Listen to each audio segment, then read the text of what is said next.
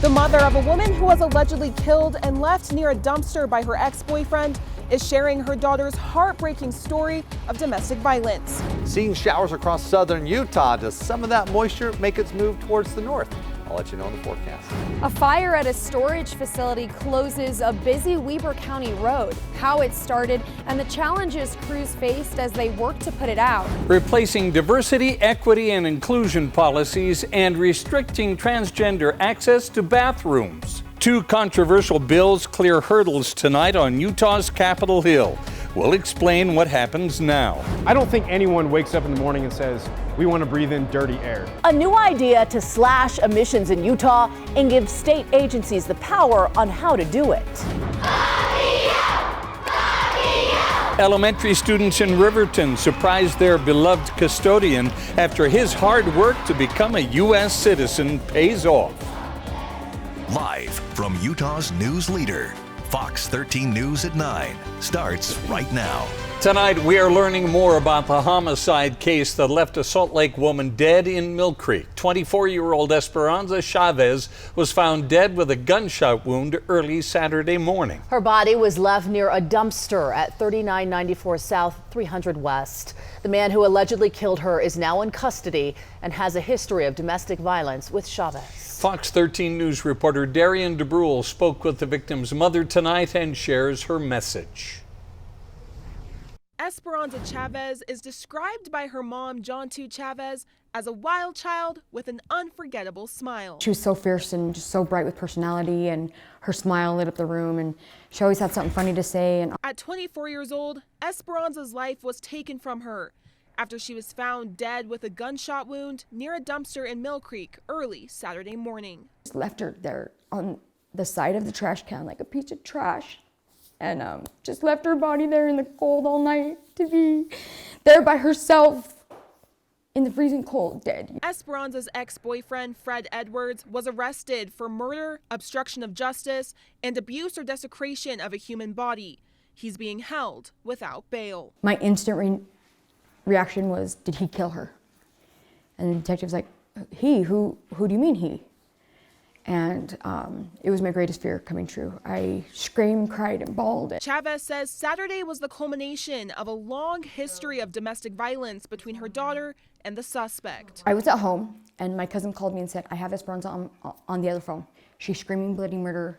They're driving down the street. He's beating her, and he's choking her. Court documents show Edwards was charged with 3 counts of assault and 1 count of attempted mayhem from last year's incident Chavez described. Court records show bond was posted, a pretrial protective order was issued, and the case is still open with a scheduling conference set for February 9th. I just wish there was so much more out there for domestic violence victims so that they had more help in getting away, had more support in the process. Chavez says Esperanza was planning to start a new life in Oregon this past Sunday. We were leaving to Oregon for her to live, to finally get away from him.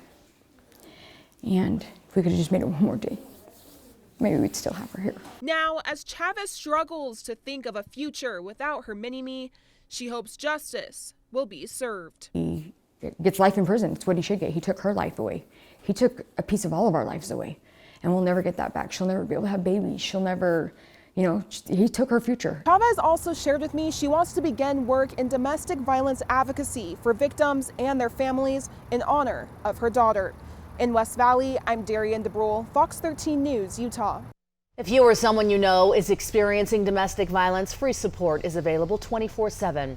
Call 1-800-897-5465. You can also find resources from the Utah Domestic Violence Coalition at udvc.org.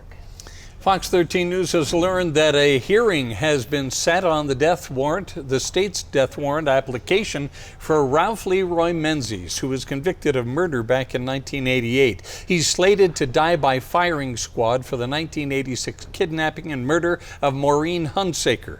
As we reported, Menzies has exhausted all of his appeals, but he reportedly does plan to respond to the state's application. The hearing is set for Friday, February 23rd at 2 p.m. at the West Jordan Courthouse. We have new details tonight on a fire that broke out in Harrisville this afternoon. Take a look at this video on your screen sent in by Sabrina Bashor showing the black smoke just billowing there.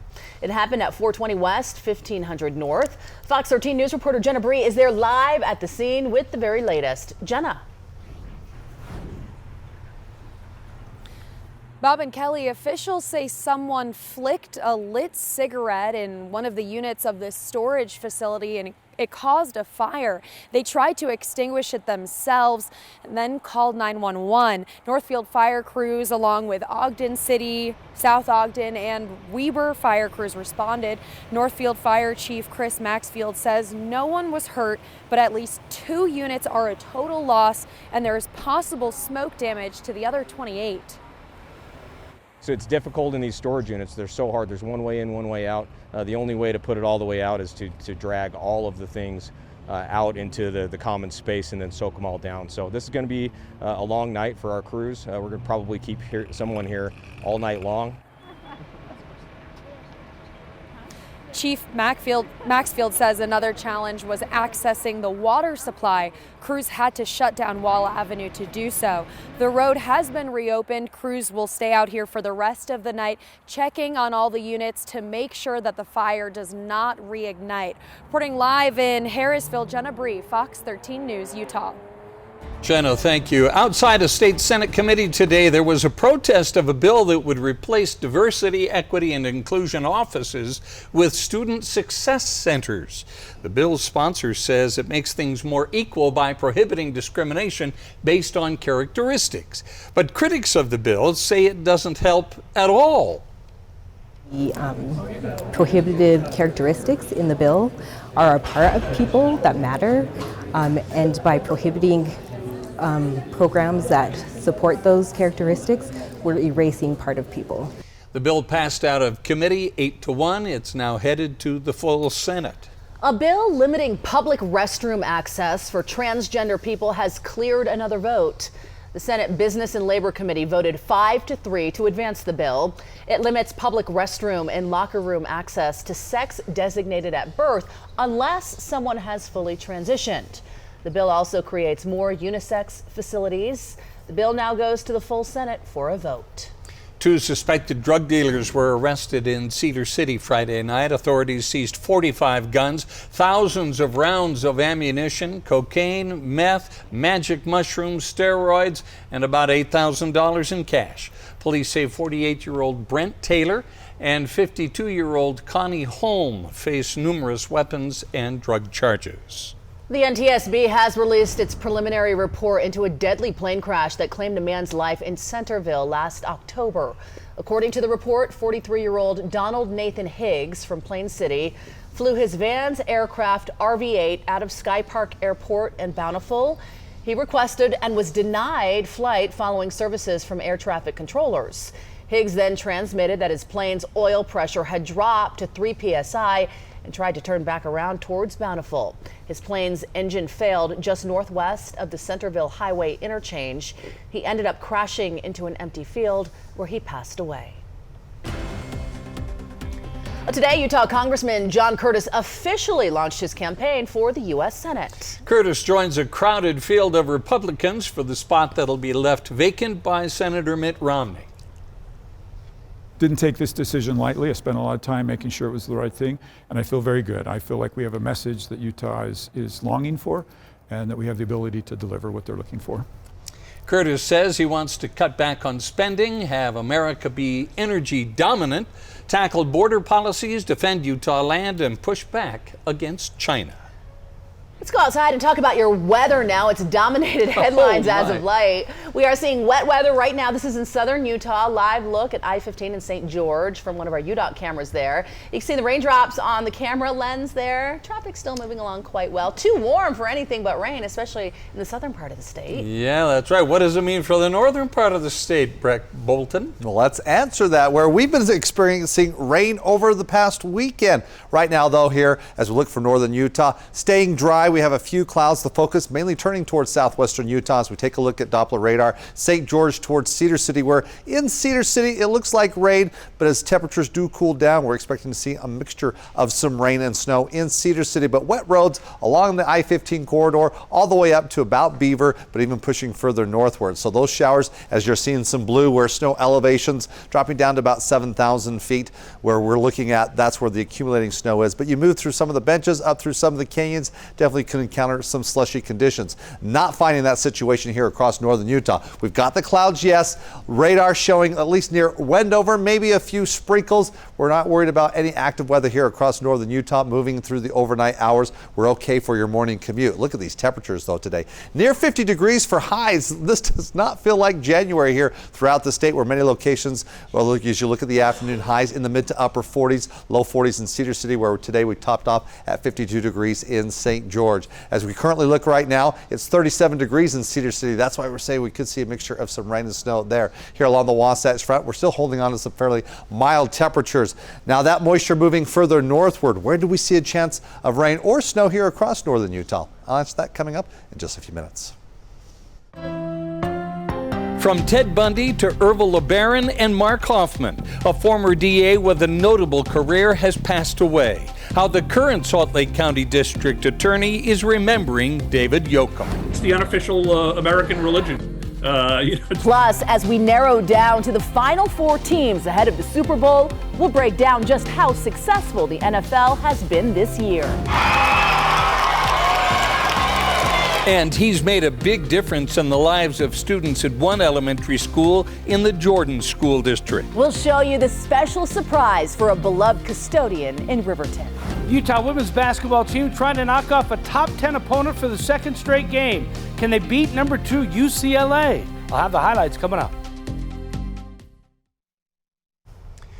He both prosecuted and defended some of the highest profile criminal cases in Salt Lake County history. David Yoakum passed away last Friday afternoon. As Salt Lake County District Attorney, he prosecuted the kidnapping case against this man, Ted Bundy, the murder trial of Mark Hacking, murderer and document forger Mark Hoffman, and polygamist leader Ervil LeBaron, who ordered the murders of rival polygamist leaders. As a defense attorney, Yoakum defended Joseph Paul Franklin, who shot and killed 2 black men who were jogging with white women near Liberty Park in 1980. Yoakum took the district attorney's office from having just 7 deputy district attorneys and staff in the late 1960s to more than 200 people by his retirement in 2006. Current Salt Lake County District Attorney Sim Gill worked with Yoakum and considered him a mentor. David had a vision 30 years ago to build the district attorney's office. And he went at it at multiple times and that was one thing he wanted to do. He was the original guy. And then when my administration came in, we worked hard to kind of realize that. And I invited him when we did the groundbreaking and the ribbon cutting, because while I got to finish what he sort of had dreamt, that connected us and it was something that we both wanted to achieve. Yoakum had been suffering from an undisclosed illness. A celebration of his life will take place February 2nd from 6 to 8 p.m. at Stark's Funeral Parlor at 3651 South, 900 East in Salt Lake City. New tonight, a touching story out of the Jordan School District. The students and staff at Foothills Elementary School came together for an assembly this afternoon for a very special surprise. Take a look at this.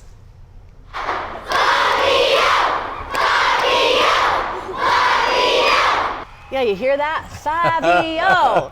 The school's head custodian, Fabio Gonzalez, was welcomed by the entire school along with his wife and family to celebrate him passing his American citizenship exam. That's great. Oh, they are so proud. Fabio is originally from Uruguay, and in just a few years at the district, he's already made a huge difference in the lives of students. He's the most beloved custodian I've ever seen. He just gets along with the kids so well, and you may see, he's just so interactive and so exciting, and just a ball of personality that the kids just love him. And he'll go out and play soccer with them, and he's just kind of like one of the kids, but a great example to him of hard work and dedication and just a fun-loving guy. Oh man, Fabio making a difference in hundreds of kids' lives every single day. That's wonderful. Fabio is expected to take part in a naturalization ceremony in the coming future. Congratulations. Gosh, I hope we can cover that. I hope we can be there when he, because we go to those naturalization ceremonies quite often, and I hope we can come to his. Welcome as the new citizen of the United States. Almost. That is great. Well, we had a little sunshine today, perhaps, for Fabio's celebration. A little bit of sunshine, yeah. We're hoping for some more, but we got to get through some storms first, where across the state, cloudy conditions, and now we're starting to see the showers, the rain hitting St. George. But it looks like northern Utah will get into the mix. Not so much as we look towards tomorrow, but we got a bigger storm that'll be reaching us on Thursday. But once again, temperatures well above average, getting close to 50 degrees in Salt Lake City, where on average we should be in the upper 30s, and we're not breaking any records, but fairly close there, where these temperatures feeling more like towards the end of February rather than the end of January. Let's take a look outside right now, though, as we're looking at 40 still at this hour. We've got the cloud cover in place as temperatures here along the Wasatch Front. This is where our average high temperatures should be, as you can see in Ogden at 39 degrees. We'll cool off just a little bit, but that cloud cover will definitely allow temperatures not to drop too much.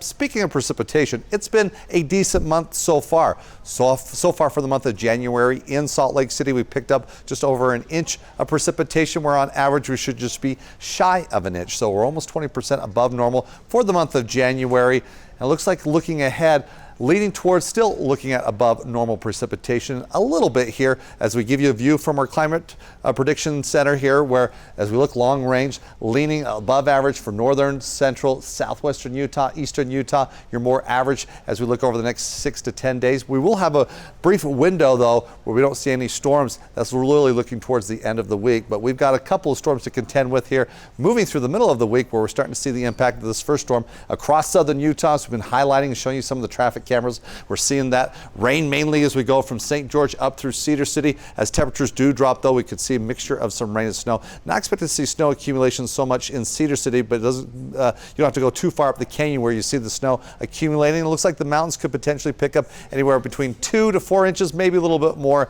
As for northern Utah, you're not going to see much from the storm. We could maybe see a few showers across maybe the mountains of northern Utah tomorrow, but it's really Thursday. That's the bigger storm that'll bring across the state statewide precipitation. This next storm really leaning towards most of the impact on the west side of the state, even through Box Elder County as I go through Tuesday morning, as we go west central, so Delta, Milford, down through St. George, Cedar City, Kanab, also maybe up as far north as Fillmore, and then leaning towards tomorrow, a few isolated showers across eastern Utah. But for most of the Wasatch Front, we're avoiding the showers. We can see a little bit of mountain activity. Again, it's really as we go into Wednesday night through Thursday, that next storm really is going to be changing things up. So for tonight, we're going to be looking at mostly cloudy skies, temperatures getting down to the low 30s here in Salt Lake City. We're not seeing wet roads in your morning commute tomorrow, nor throughout the afternoon, except as you're moving through central and southern Utah along I-15, portions of I-70 as well. That's where we can encounter maybe a little bit of activity. It's not anything, intense or heavy precipitation. It's just more of a light rain showers that we'll see in St. George for tomorrow, as temperatures will be in the low 50s. Partly cloudy skies Wednesday, a little more rain on Thursday. Then you're clearing out quite nicely for the weekend. Look at those temperatures getting up to near 60 degrees by Monday. Northern Utah, a little bit of rain, maybe sprinkles, again, just mainly across the mountains. Mostly cloudy skies Wednesday. A mixture of rain and snow. It's cold enough that we could see that, but not going to expect to see any snow accumulations for the valleys. Could pick up anywhere between 4 to 8 inches for the mountains. Then we'll see partly cloudy skies throughout the weekend. We'll keep temperatures for all days in the 40s. Thanks, Brett. Coming up, see what scientists have to say about the impact of rising salt levels in the Aral Sea and what it could mean for the Great Salt Lake.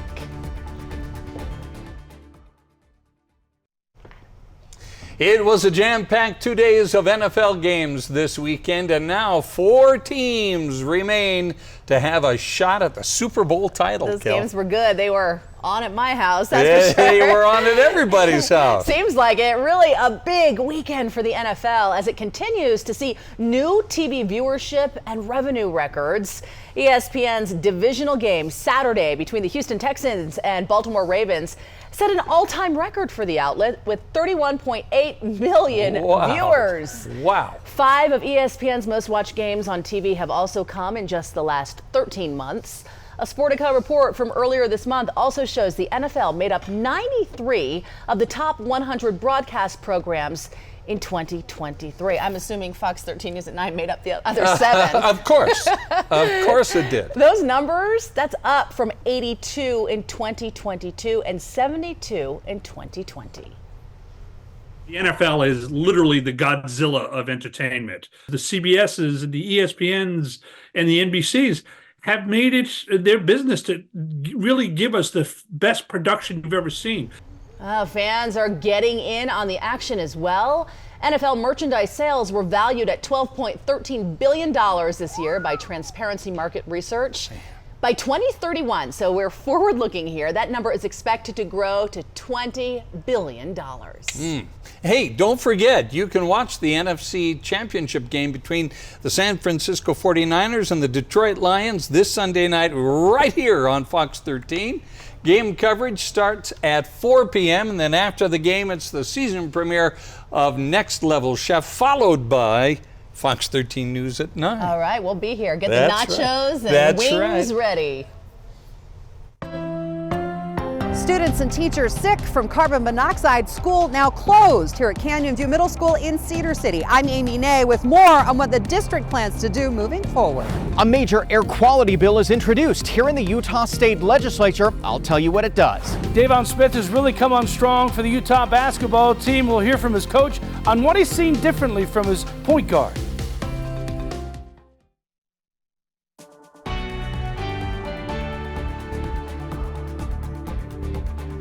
Carbon monoxide poisoning at Canyon View Middle School last week has many people concerned. Last Thursday, students and staff were evacuated. 15 minutes later, the all clear was given and students returned to the classroom, even attending school on Friday. But we've learned since that dozens of students and staff had to be treated for carbon monoxide poisoning at the hospital. The school will be remote learning at least until tomorrow. Fox 13 News anchor Amy Nay was in Cedar City today to get answers about what's being done to remedy the situation. On Thursday, we got the notice for evacuation. My daughter one of them was in D Hall, which was right where they said it was affected. Rochelle Johnson, 6th grader, was tested and sent home, but later both her daughters who attend Canyon View Middle School showed symptoms of carbon monoxide poisoning after the school evacuated Thursday when an alarm sounded. We spent the night in the hyperbaric chamber. Both doing much better now, but Rochelle says she has unanswered questions.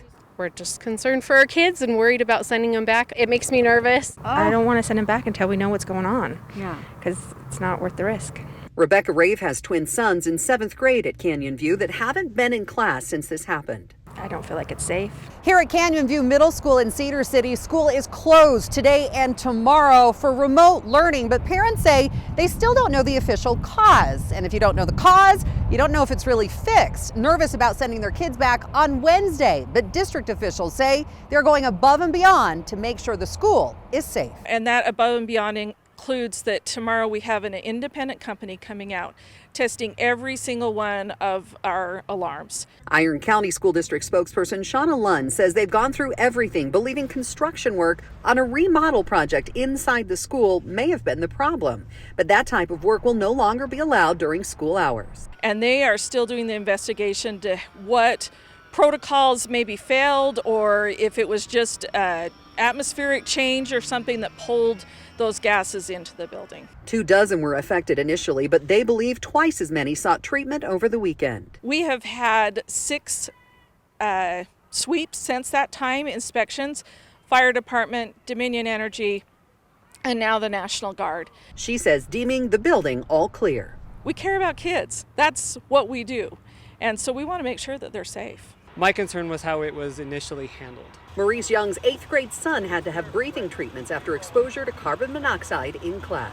You know, accidents happen, incidents happen, but initially I it seems like it was really mishandled. As soon as they knew what was going on, the severity of what it was, school should have been immediately closed down. Parents informed, sent home. To their credit, we were all informed by text message, by email. It's not like we were completely just caught off guard. He says he's not yet sure when they'll be sending their son back. At this moment, we're pretty trepidatious, to be honest. We'll see. Expressing thanks to everyone who tried to help. To all those that did participate in helping to evacuate, to tend to the kids, a lot were hospitalized and given breathing treatments. So to everybody that was part of that, thank you very much. Reporting in Cedar City, Amy Nay, Fox 13 News, Utah. Last week, we showed you the Aral Sea, a body of water similar to the Great Salt Lake that over the last 60 years has shrunk to about a tenth of its original size. Take a look at this time lapse from 1984 to 2023. You can see the massive change in water levels. There we go, you see it there. This has all taken place because of poor water management, rising salt levels, and siphoning water off of feeding tributaries. And because of that, the brine shrimp population in the Aral Sea is flourishing. But as Fox 13 News reporter Spencer Joseph has uncovered, in coordination with the Great Salt Lake Collaborative, the two lakes are facing related issues. The Aral Sea, an ecosystem under threat. What was once the world's fourth largest lake has dwindled from 26,000 square miles to only about 1,000. The lake straddles the border between Kazakhstan and Uzbekistan. In 2005, Kazakhstan cut the lake in two with a dam, helping to preserve their side. But on the other side of the border, the water levels have continued to drop, and the salt level has risen higher and higher. As the sun rises over western Uzbekistan, Mirbek Mirzamuratov is already hard at work, gathering tiny brine shrimp eggs floating in the water. Лагерлерде болдық, бұл жерлерде, Мойнаққа жақын жерлерде. Бұяқта болмадық қой енді. The lake was once freshwater, but as the water levels dropped, it turned salty, perfect for brine shrimp.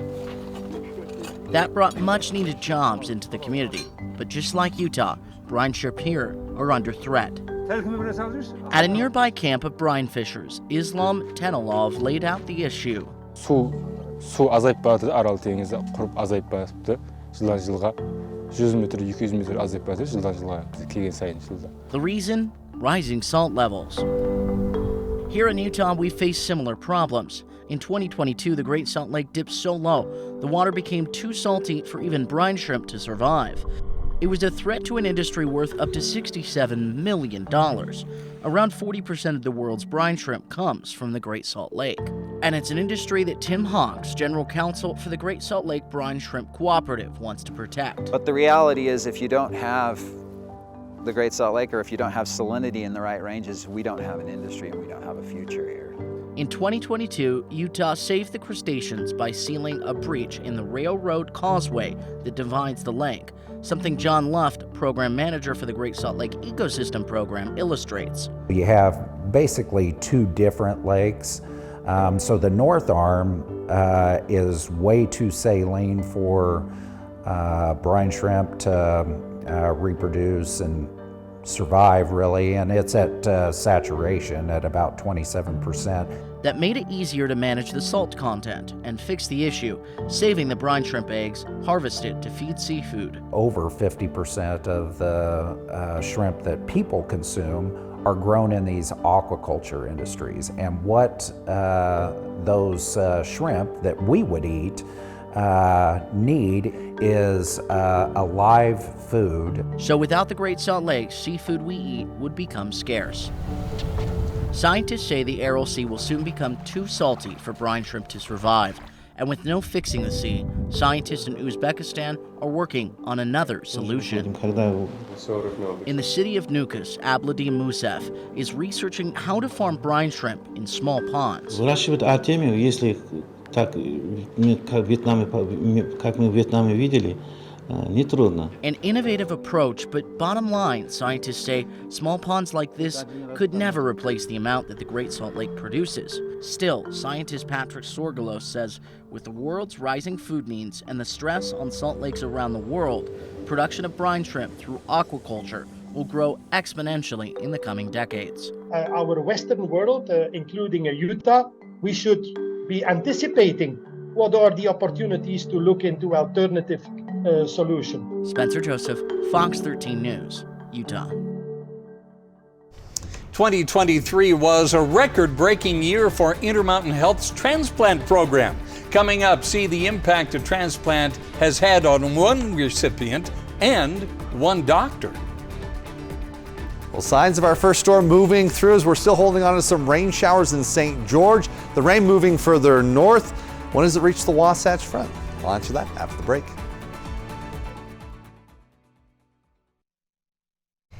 Welcome back, everyone. It was another record-setting year for Intermountain Health's transplant program. As of today, they have transplanted 414 organs, a majority of those being livers and kidneys. Fox 13 News reporter Chris Arnold shows us the impact the program has had on recipients and a particular doctor turned donor. I'm going to be alive for many more years. A new lease on life for Hal McNeil. On July 7th of last year, McNeil, a husband, father of 3 children, and grandfather of 9, received a new liver after being diagnosed with NASH. The situation NASH is non-alcoholic cirrhosis. It's the same thing as alcoholic cirrhosis. The worst part about it is you don't have any discomfort until it's very progressed. An ailment McNeil says he could have had for years.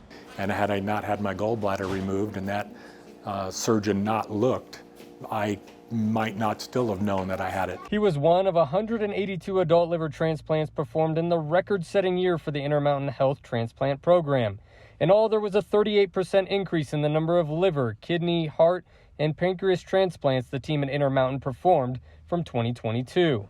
This marked the 5th consecutive year the program has performed a record-breaking number of adult transplants. And I think that the number of living organ donors is on the rise as well, partly helping to meet that need. Dr. Cara Huser is a maternal fetal medicine physician at Intermountain Health and a living donor herself. Dr. Huser volunteered to be a living liver donor in 2020 and a living kidney donor last year. I was fortunate enough to be in a situation of a social, financial, physical situation that I had the means to do it. Dr. Huser says being a living donor has also helped her connect even more with the people she's responsible for caring for. Knowing that about me makes them feel more comfortable with me, that they felt like they could trust me. For McNeil, while he says he's had no pain since being discharged, he has seen the ailment he suffered from impact others close to him. My wife also has NASH, the same physical ailment.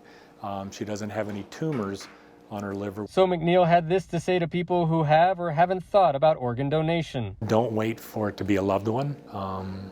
It's not difficult to be a living donor. In Murray, Chris Arnold, Fox 13 News, Utah. A major air quality bill has been introduced in the legislature. We'll explain what it does coming up.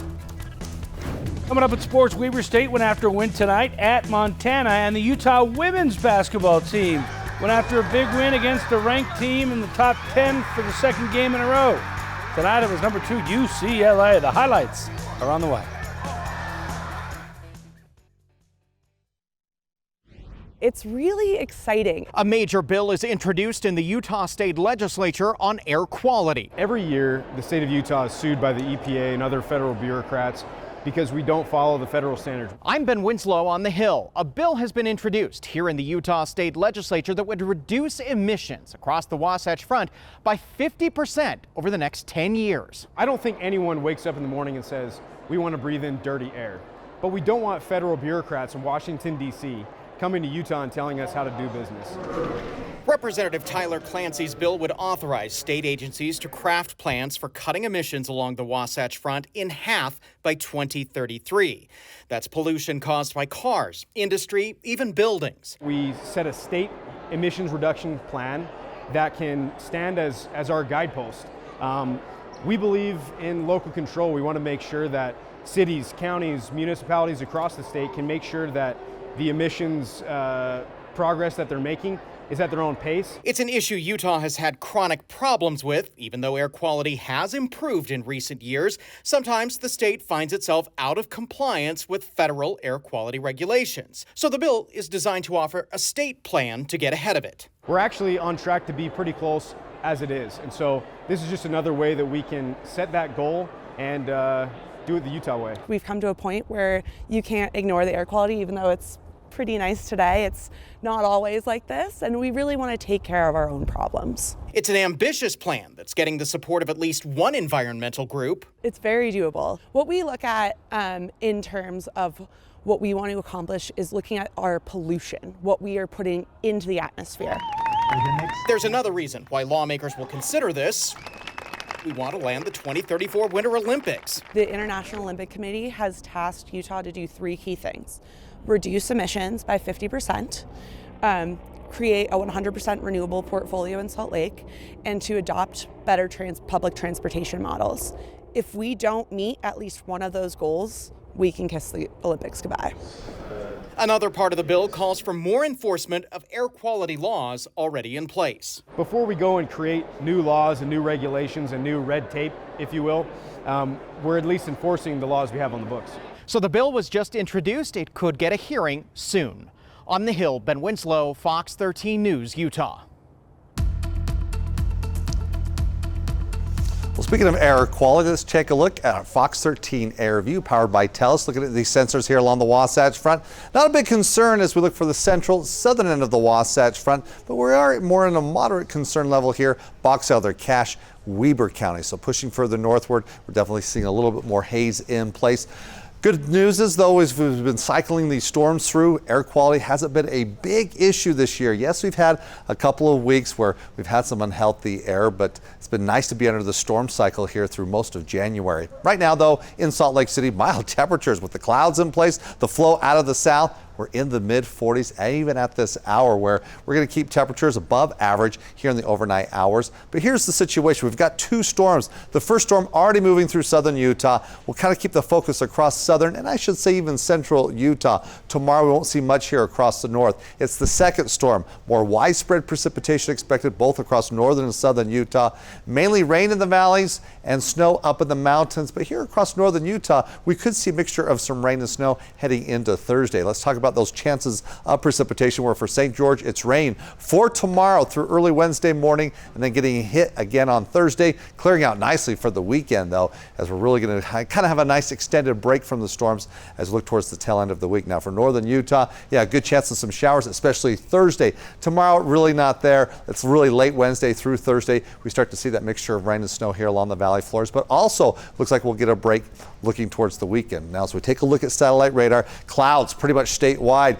From radar, though, you're seeing green and blue. The green being the rain, kind of more light precipitation. You are seeing the snow levels dropping there, where it's right now about 7,000, getting to 6,500 feet. We'll see a mixture of rain and snow here as we go from Cedar City up through Beaver.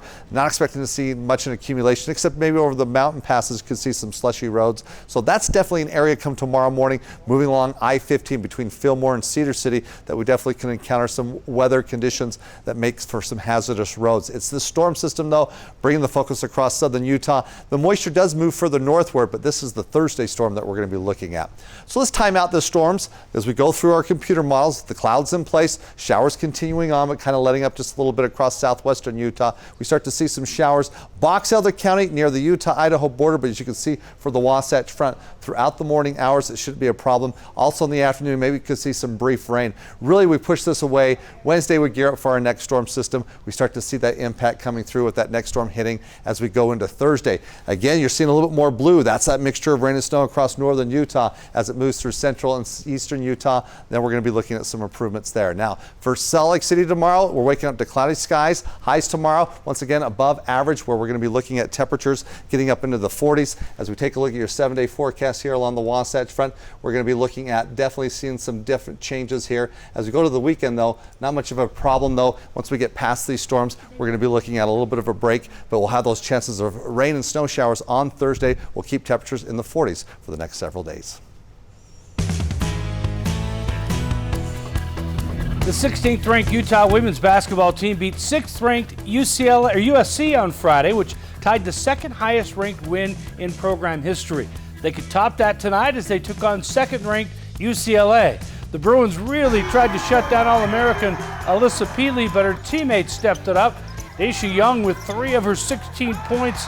The Utes led it by 6 after the first quarter, 3 at the half. Then in the third quarter, Maddie Wilkie knocks down the 3, put the Utes up 10. She also scored 16 points, but UCLA rallied back in the fourth. Cameron Brown scored to put the Bruins up 1 with 54 seconds to play.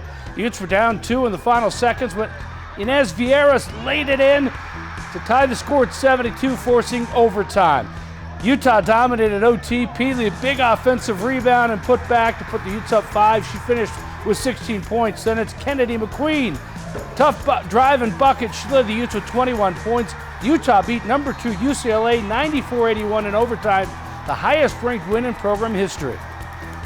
I'm so incredibly proud of my team's grit. I mean, for them to take the lead there with a minute, or, whatever it was in the fourth, it would have been easy to just kind of fold. The execution at the end, Inesh made a great shot, great read, and then in the overtime, I thought we were the aggressor, and we knocked down our free throws. Total team win. I couldn't be more proud of these guys.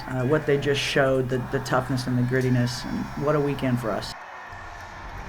Weber State played at Montana. Dylan Jones with the steal, takes it all the way to the rim. He scored 30 points. And then in the second half, Jones, a nice feed here to Alex Chu, throws down 2 of his 17 points, but Montana pulled ahead to win it, 77-62, dropping the Wildcats to 12-8. Utah's Devin Smith was named the Pac-12 Player of the Week after he helped the Utes sweep the Oregon schools. He scored a career-high 24 points with 11 rebounds, 9 assists against Oregon.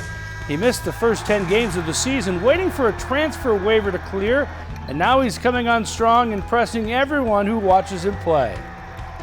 You could hear our fans just like, with his speed. He's a dynamic player and got into rhythm, basketball's rhythm and timing. I think his synergy with our team has gotten to, a lot higher level. We as coaches getting a real feel for his game and putting him in better position to succeed. But man, he's been playing outstanding. He's really accepted the challenge. He wants to be coached. He's embraced it, and he's playing in attack mode. Yeah, we'll be right back.